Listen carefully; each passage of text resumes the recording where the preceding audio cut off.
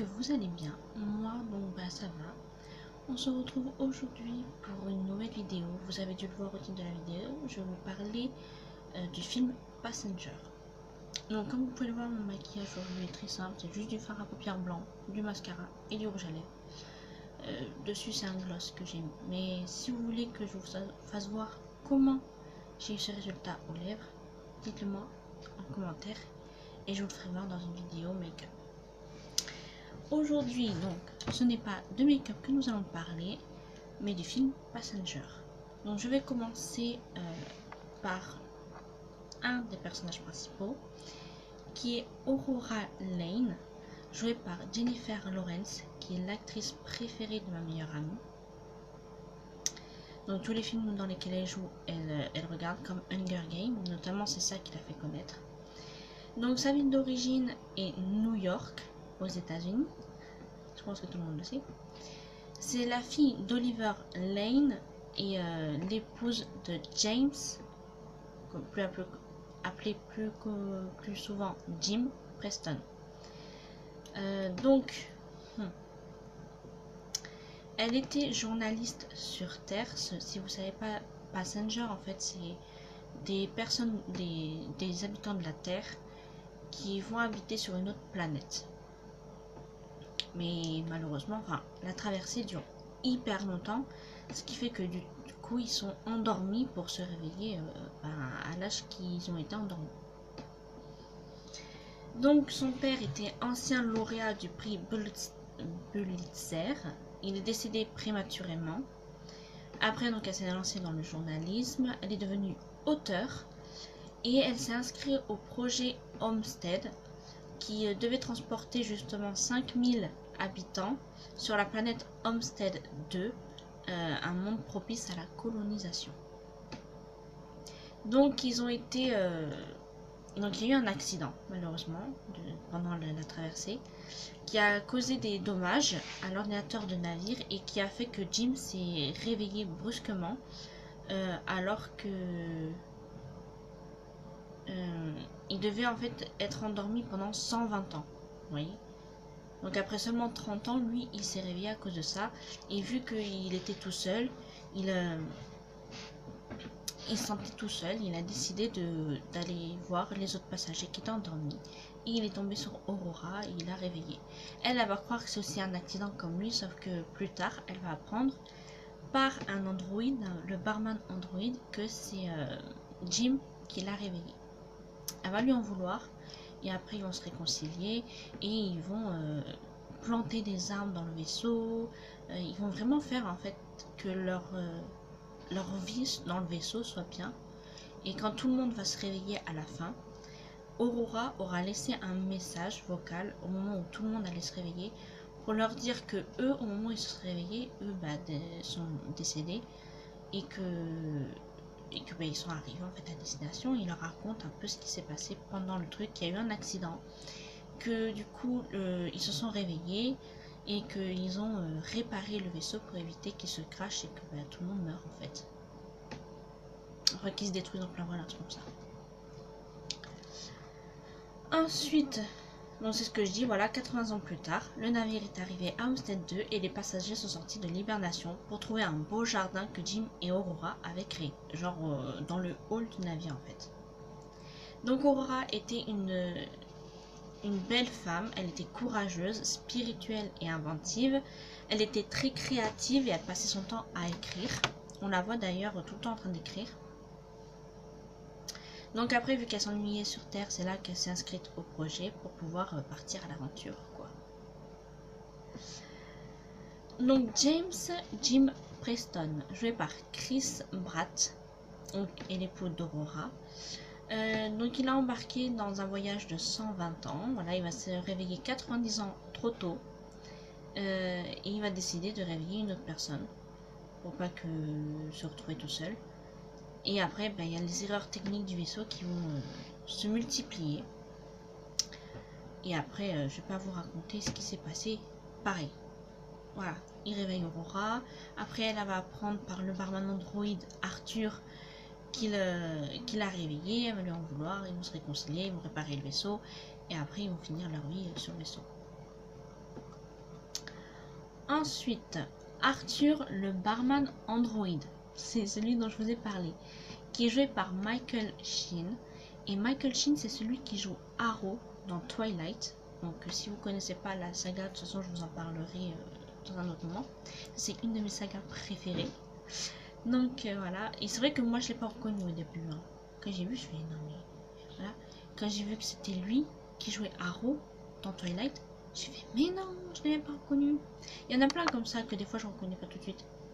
Donc lui c'est un gentil androïde et qui est barman du coup dans le vaisseau et qui tenait compagnie à Jim. Voilà, il lui parlait.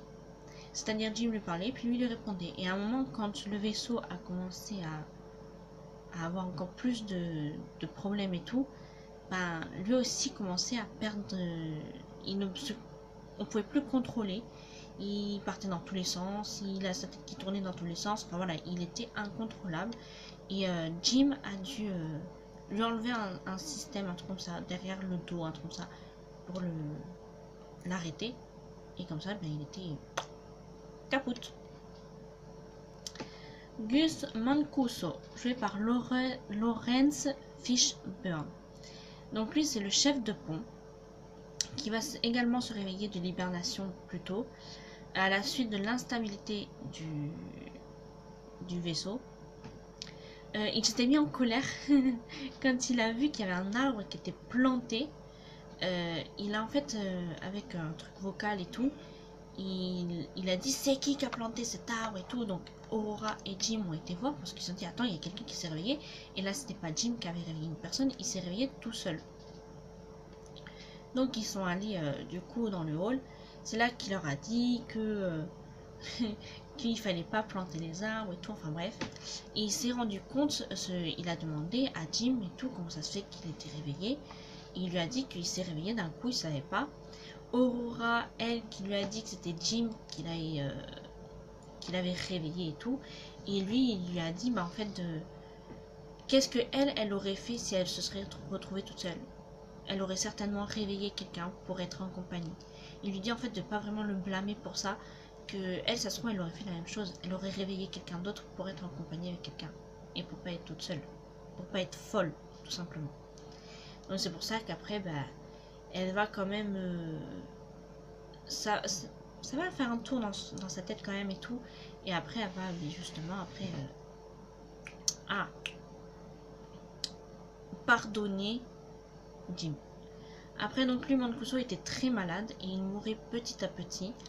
Mais avant ça, il leur a dit qu'il y avait un problème majeur avec le vaisseau qui était dissimulé dans la salle des machines et il est mort. Et quand il est mort, en fait, ils l'ont fait partir dans l'espace. Ils l'ont mis dans une machine pour essayer de le réanimer, ça marchait pas et tout. Il y avait trop de problèmes et après, ben, ils l'ont fait partir dans l'espace en gros. Et donc du coup, voilà, ils ont dû aller dans la salle des machines. Ils ont vu qu'il y avait beaucoup de problèmes, ils ne pouvaient même pas dans la salle des machines réparer quelque chose. Et c'est là que Jim, il a dû sortir dehors pour réparer quelque chose en fait. Pour faire manuellement de dehors. Il a failli mourir, mais Aurora va réussir à le réanimer en gros. Norris, le capitaine, joué par Andy Garcia. Donc ce capitaine s'est réveillé à la fin du voyage, comme tous les individus, on peut dire. Il a vu le pont qui était couvert de plantes, mais quand je vous dis couvert, c'est vraiment en soirée dans la jungle. Faut regarder le film si vous ne l'avez pas vu, et vous allez voir. Donc le capitaine et le reste de l'équipage ont été réveillés à temps pour prendre en charge après la dernière étape du voyage, c'est-à-dire après l'atterrissage et tout. Parce que quand ils sont arrivés en fait à partir de la planète, aux abords de la planète on peut dire, après eux ils se sont réveillés pour prendre en charge le reste du voyage, c'est-à-dire de bien arriver à l'endroit où c'est prévu et d'atterrir tout simplement. Donc le titre original et français du film est Passenger et le titre québécois est Passager. Ils ont pas fait plus, ils se sont pas cassés la nénette hein. C'est vrai que nous en français on aurait pu mettre comme le titre québécois ce truc là. Nous j'ai l'impression des français des fois on va mettre les titres en anglais, on va pas se casser la tête, c'est passenger, on met passenger, voilà. Ou des fois, on va vouloir traduire le titre anglais en français, mais c'est pas du tout la traduction. Alors que les Québécois, ils traduisent vraiment.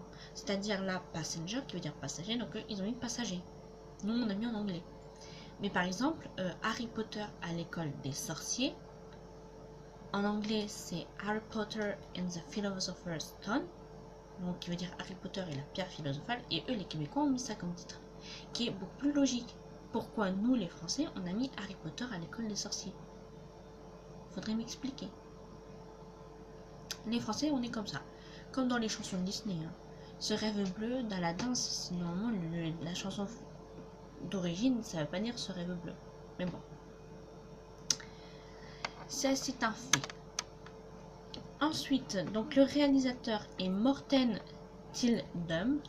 Donc le film est sorti le 21 décembre 2016 aux États-Unis et au Québec. En France et en Belgique, le film est sorti le 28 décembre 2016, soit quelques jours après.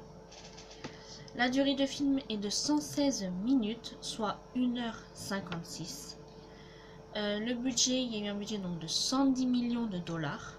Et au box-office, ils ont récolté 303 144 152 dollars. C'est quand même une belle somme. Ça a rentabilisé bien le film. Donc le scénario figurait sur la blacklist de 2007, qui recense les meilleurs scénarios en attente de production.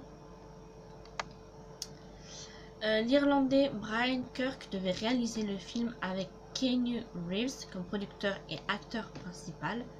En décembre 2014, on annonce que Sony Pictures Entertainment va acquérir les droits. Et en janvier 2015, on apprend que le Norvégien Morten Tyldum est en négociation oui, pour réaliser le film, alors que les noms de Gabriel Mozzino et Mark Forster ont été évoqués. Reese Witherspoon, Rachel McAdams ou encore Emily Blunt ont été un temps pressentis pour le rôle d'Aurora, avant qu'il ne soit finalement attribué à Jennifer Lawrence, et le rôle de Jim Preston avait quant à lui été proposé à Keanu Reeves. En juillet 2015, Michael Sheen rejoint la production, la distribution, dans le rôle d'un androïde, et en août 2015, Lawrence Fishburne est annoncé à son tour dans le film. Vous voyez, c'est petit à petit que des personnes ont été castées, je crois qu'on peut dire ça comme ça. Bien que crédité au générique, Andy Garcia n'apparaît que 15 secondes à l'écran de fin du film et sans dialogue.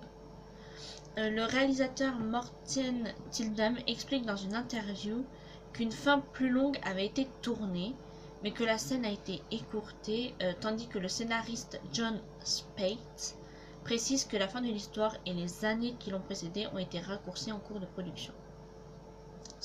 Des fois, vous tournez des scènes qui sont en fait supprimées. Il y a plein de films comme ça, des exemples par exemple de Harry Potter, pareil, il y a des scènes qui ont été coupées au montage. Il y a aussi un autre film qui s'appelle It Girl, je ne vais pas vous le dire un autre nom qui a été donné parce que c'est un gros mot, donc j'ai pas envie. Et donc du coup pareil, il y a des scènes qui ont été coupées, il y a plein de films comme ça, vous tournez des scènes puis au final c'est coupé parce que c'est trop long, même 50 nuances d'ailleurs. Hein. Quand vous regardez au cinéma, c'est des versions plus courtes et en DVD comme j'ai, vous avez les versions inédites, les versions longues parce que des scènes ont été coupées. Le tournage débute en septembre 2015, il a lieu dans l'état de Géorgie, notamment au Pinewood Atlanta Studio. Après, il y a eu quelques reshoots qui ont eu lieu en octobre 2016 pour clarifier certains éléments de l'histoire. Voilà. Je vous ai tout dit. C'est quelques petites anecdotes comme ça qui racontent voilà, quand les tournages, les personnages qui ont été pressentis. Vous aurez pareil pour 50 nuances, vous verrez les personnes normalement qui auraient dû être prises et que du coup qui n'ont pas été pris. Et franchement, moi je vous dis, hein, il y a des personnages, j'aurais pas. Non, je les vois pas du coup. Comme là dans le film, je vois pas une autre personne que en fait les personnes que j'ai vues. Parce que je trouve que ça leur va bien les rôles. Franchement, il y a des films, des fois, ils prennent pas des bonnes personnes, mais il y a des films où ils prennent des bonnes personnes. Et là, ils ont pris les bonnes personnes qu'il fallait. Donc c'est tout pour la vidéo. Je pense qu'elle sera pas trop longue. Elle est assez courte. Voilà, j'ai pas envie de vous faire maintenant des vidéos trop longues. J'essaye d'aller au plus court. Vous inquiétez pas, vous aurez ça sur Wattpad normalement. Vous aurez aussi d'autres trucs que je n'ai pas dit en vidéo, notamment sur les princesses Disney. Je fais des choses, mais ça sera pas sur YouTube que je vous en parlerai. Ça sera sur Wattpad, et quand je le mettrai, quand je publierai les premiers chapitres, on va dire, je vous en parlerai en vidéo et je vous le mettrai en barre d'infos. Vous allez les voir.